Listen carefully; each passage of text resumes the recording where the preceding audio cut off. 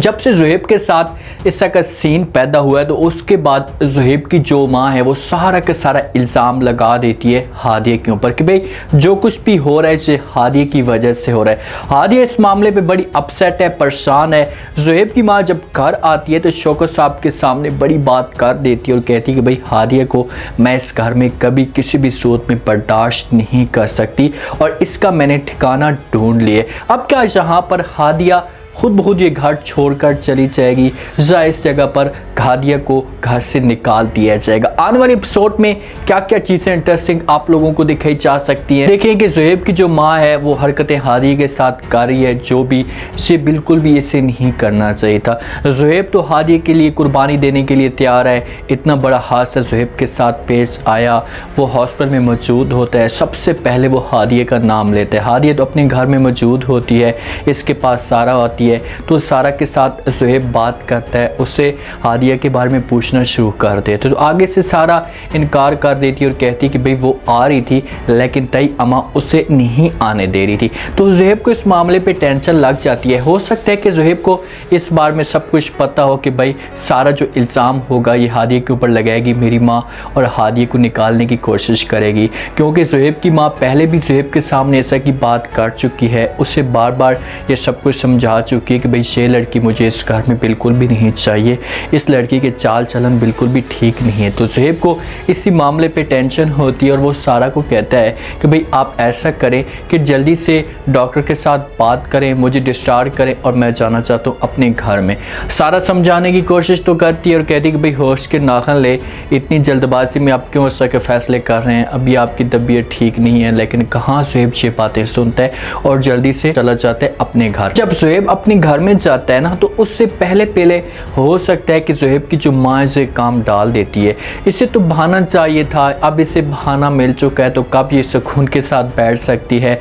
शौकत साहब की बेगम को अपने पास बुलाती है, इनके साथ डिस्कस करना शुरू कर देती है और कहती है कि भाई मेरी एक यूनिवर्सिटी की क्लास फेलो थी, हम यूनिवर्सिटी में एक साथ पढ़ते थे, अब वो हॉस्टल चला रही है। बहुत सारी यतीम लड़कियों को, बेसहारा लड़कियों को उसने अपने हॉस्टल में जगह दी है, तो मैं अब चाहती हूँ कि हादिया को भी वहीं पर हम जाकर भेज दें, यहाँ पर रहेगी सुकून के साथ, क्योंकि यतीम है, इसका कोई सहारा बनने वाला है नहीं, तो उसी जगह पर इसको सपोर्ट मिल सकती है। जब ये अल्फाज शौकत साहब सुनता है तो इस जगह पर शौकत साहब के लिए मार मिटने का मकाम होता है। कोई भी अपना वालिद अपनी बेटी के लिए इस की बात बर्दाश्त नहीं कर सकता जिस हिसाब से शौकत साहब ये बातें बर्दाश्त कर रहे हैं। भाई गैरत कर और तू जाकर बोलना शुरू कर दे अपनी भाभी के सामने, उसे जाकर कहे कि भाई ये मेरी बेटी है, कोई भी इसके बारे में इस की बात नहीं कर सकता। लेकिन बेबस खड़ा होता है, इसके पास कुछ ऐसे अल्फाज मौजूद नहीं होते। साथ में हादिया भी मौजूद होती है।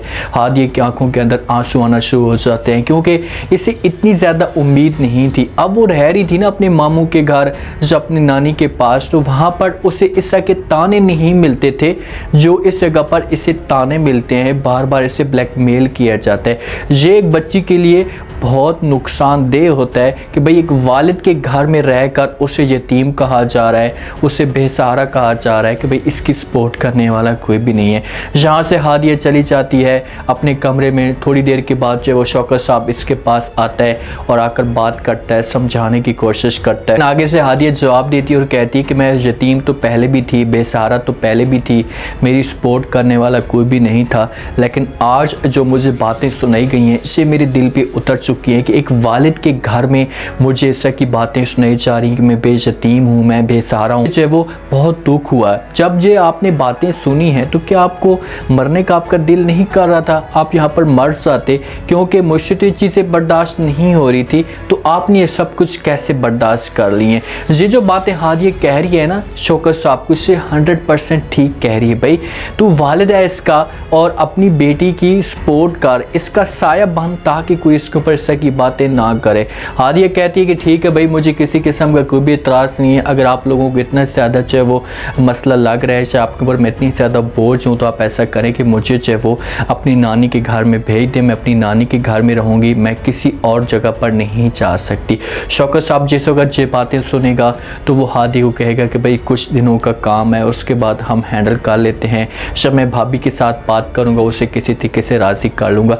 या ये भी हो सकता है कि हादिया को उसको बोले कि भाई आपने इस वक्त किसी भी जगह पर नहीं जाना, मैं भाभी के साथ बात करता हूँ, उसे समझाने की कोशिश करता हूँ, आप इस घर के अंदर रहेंगी। और दूसरा जो एक सिनेरियो पैदा हो सकता है वो ये हो सकता है कि जिस वक्त ज़ुहैब को इस बात का पता चले, ज़ुहैब तो कभी भी इस मामले पे अपनी माँ की साइड नहीं करता।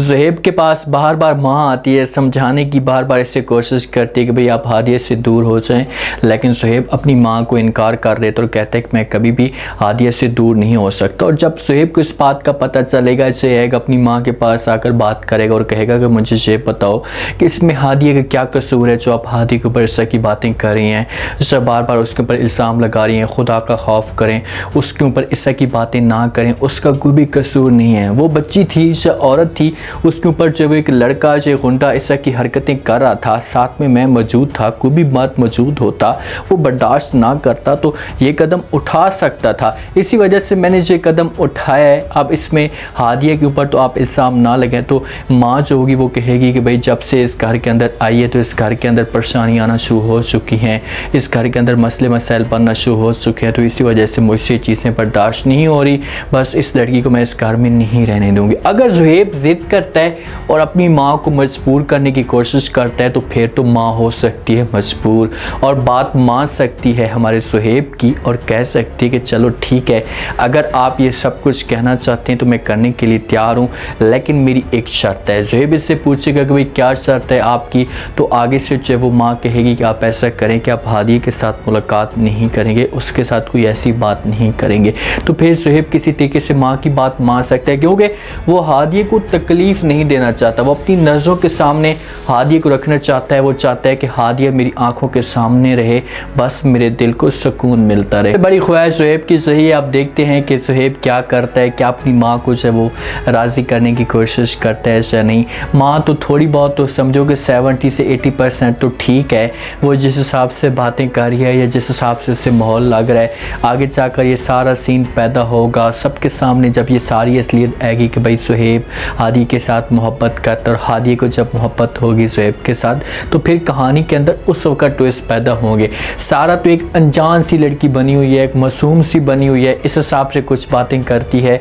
उसे चाहिए था कि इसे ठीक है, अगर ज़ुहैब के साथ मोहब्बत करती है ना तो इसे जाकर इजहार कर देना चाहिए ताकि एक जगह कंट्रोल हो जाए। अब सारा हादिया को सब कुछ बताएगी, उससे कहेगी कि भाई मैं मोहब्बत करती हूँ ज़ुहैब के साथ, तो इसी मामले पे हादिया अपने आप को पीछे कर सकती है, अपने आप को साइड पे कर सकती है अगर सारा इस तरह की बातें करती है, क्योंकि हादिया सारा को तकलीफ़ नहीं देना चाहती। उसे पता है कि भाई अगर मैंने सारा को तकलीफ़ दे दी तो बहुत बड़ा मसला खड़ा हो सकता है। अब देखते हैं कि नेक्स्ट एपिसोड में क्या कुछ हो सकता है।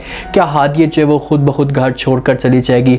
जिस हिसाब से हादिया को ख़राब करने की कोशिश की जा रही है तो हादिया हो सकता है कि मजबूर हो जाए और शौकत साहब को किसी को कुछ भी ना बताए और ये खुद ब खुद घर छोड़कर चली जाए अपनी नानी के पास। अगर नानी के पास जाती है तो नानी इससे पूछने की कोशिश करेगी कि भाई क्यों ये वापस, तो आगे से हादिया कह सकती है कि भाई मुझसे चीज़ें बर्दाश्त नहीं होती थी वहाँ पर, इसी वजह से मैं आ चुकी हूँ, लेकिन नानी मजबूर कर सकती है कि भाई तुम्हें ये चीज़ें बर्दाश्त करनी पड़ेगी। उम्मीद है आज का रिव्यू, आज के टीजर आप लोगों को पसंद आया होगा। आपने कमेंट सेक्शन में अपनी कीमती लास्ट में आपको क्या लगता है, क्या हादिया घर छोड़कर जा सकती है? जिस हिसाब से हादिया ने अपने वालिद के सामने बात की, क्या वालिद की गैरत जा सकती है? क्या ज़ुहैब अपनी माँ को मजबूर करने की कोशिश करेगा? क्या अपनी माँ को चुप करा सकता है? अपना फीडबैक लास्ट में दें, चैनल को लास्ट में सब्सक्राइब कर दें। शुक्रिया, अल्लाह हाफ़िज़।